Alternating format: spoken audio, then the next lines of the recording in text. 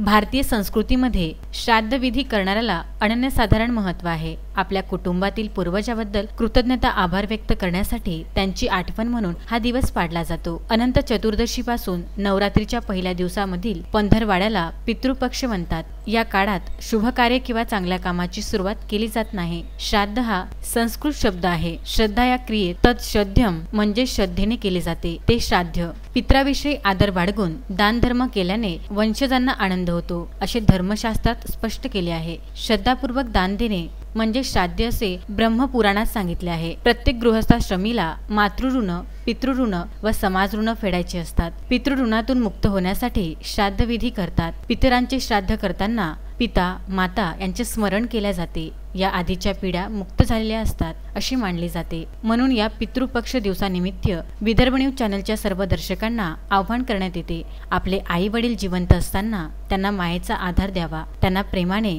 आदराने पोटभर जेवण द्यावे, त्यांच्या आरोग्याची काळजी घ्यावी, आपल्या आई वडील यांचा शेवटपर्यंत सांभाळ करा। हे कार्य मृत्यूनंतर श्राद्ध करण्यापेक्षाही सर्वश्रेष्ठ कार्य आहे। अजय शृंगारे, विदर्भ न्यूज, अमरावती।